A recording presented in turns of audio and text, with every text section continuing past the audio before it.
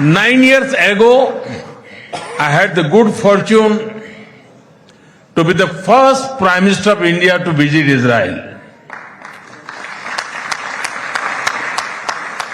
And I'm very happy to be here again, returning to a land to which I have always felt drawn. After all, I was born on the same day that India formally recognized Israel, September 17, 1950.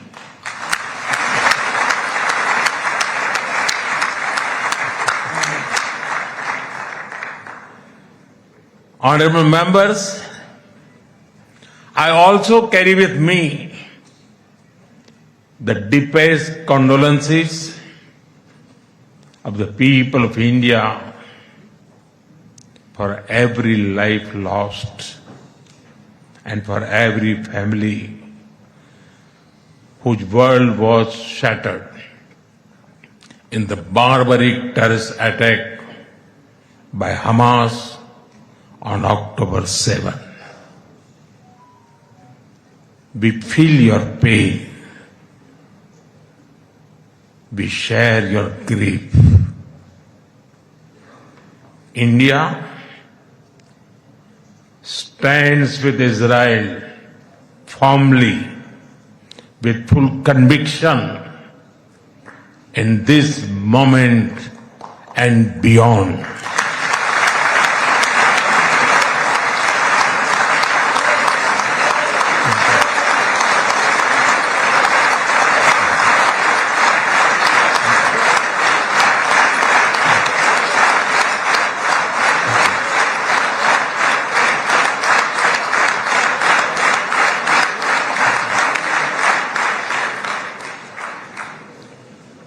No cause can justify the murder of civilians.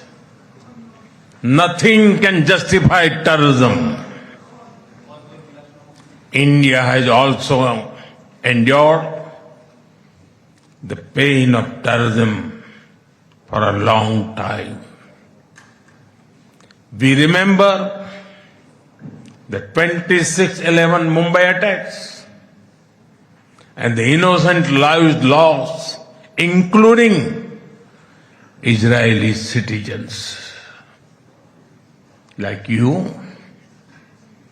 we have consistent and uncompromising policy of zero tolerance for terrorism with no double standards. Terrorism aims to destabilize societies, to block development, and to erode trust. Countering terrorism requires sustained and coordinated global action because terror anywhere threatens peace everywhere. That is why India supports all efforts that contribute to durable peace and regional stability. Some years ago, when you concluded the Abraham Accords, we applauded your courage and vision. It was a moment of new hope for a long troubled region. Since then, the situation has changed significantly. The path is even more challenging. Yet, it is important to sustain that hope. The Gaza Peace Initiative that was endorsed by the UN Security Council offers a pathway. India has expressed its firm support for the initiative. We believe that it holds the promise of a just and durable peace for all the people of the region, including by addressing the Palestine issue. Let all our efforts be guided by wisdom, courage, and humanity. The road to peace is not always easy, but India joins you and the world for dialogue, peace, and stability in this region. Honorable members, in India, there is a great admiration for Israel's resolve, courage, and achievements. Long before we related to each other as modern states, we were linked by ties that go back more than 2,000 years. The book of Esther refers to India as Hodu. The Talmud records trade with India in ancient times. Jewish merchants traveled across sea routes that connected the Mediterranean with the Indian Ocean. They came seeking opportunity and dignity. And in India, they became one of us. Jewish communities have lived in India without fear of persecution or discrimination. They have preserved their faith and participated fully in society. That record is a source of pride for us. Honorable members, the Bene Israel of Maharashtra, the Kochini Jews of Kerala, the Baghdadi Jews of Kolkata and Mumbai, and the Bene Menashe of the Northeast have enriched India. In my home state, Gujarat, there is a school set up by a Bene Israeli family, Mr. and Mrs. Best. It is an excellent school, and of course, it is called the Best School.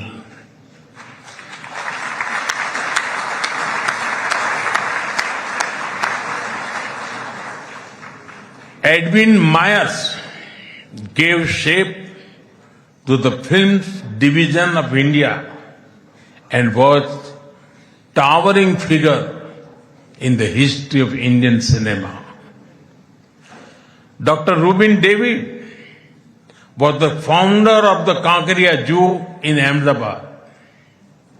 The actor David Abraham Cheulkar, or Uncle David, become a household name across the country. Walter Kaufman composed the signature tune for All India Radio. David Sassoon built many institutions that still serve Indian society. And of course, the heroic contribution of Lieutenant General J.F.R. Jacob during the 1970 war with Pakistan is widely known.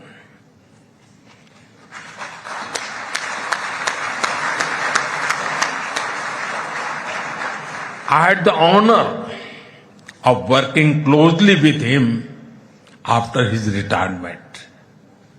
We discussed India-Israel relations among many other things over many cups of tea. There have been countless others whose contributions are woven into India's rich fabric of life. Honorable members, there was movement from India to Israel too, when many Indian Jews migrated to Israel in the mid-20th century. Today, a vibrant Indian origin Jewish community lives here.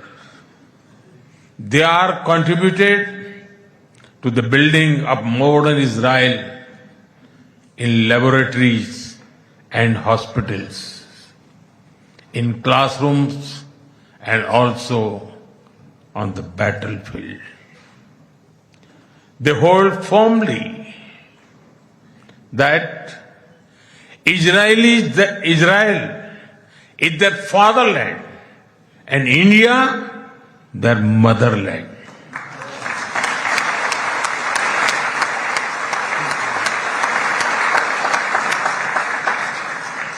We are proud of them.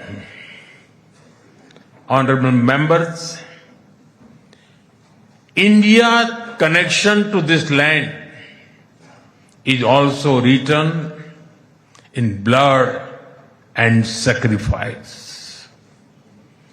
During the First World War, more than 4,000 Indian soldiers laid down their lives in this region. The cavalry charge at Haifa in September 1918 remains a significant chapter in military history. Major Thakur Dalpat Singh, remembered as the hero of Haifa, symbolized the shared history. During my last visit, I was deeply moved to pay my respect at the Haifa Memorial for Indian soldiers. Honorable members, last month, the world marked the International Holocaust Remembrance Day. The Holocaust stands as one of humanity's darkest chapters. Yet, even in those turbulent years, some acts of humanity stood out. The Maharaja of Navanagar in Gujarat, also known as the Jam Sahib, offered refuge to Polish children, including Jewish children who had nowhere else to turn. I am told that a statue of Jam Sahib was unveiled in Moshav Nevatim recently. Thank you. Thank you for this honor and remembrance. Honorable members, after India's independence, many Indian leaders felt a kinship with the people of Israel. India's parliamentary debates of the 1950s are witness to their admiration for Israel's effort to develop agriculture in the desert. The kibbutz movement of Israel inspired our leaders like Acharya Vinoba Bhave and Loknayak Jayaprakash Narayan. First in my home state Gujarat and now across India, I've seen the approach of per drop, more crop work wonders in agriculture. My own first visit to Israel was in 2006 as the Chief Minister of Gujarat. Later in 2017, during my visit to Israel as Prime Minister, our two countries elevated the relationship to a strategic partnership. Since then, our engagement has expanded in scale and scope, and we are committed to further consolidate this relationship across many sectors. Honorable members, for the last few years, India has been the fastest growing major economy in the world. Soon, we will be among the top 3 economies globally.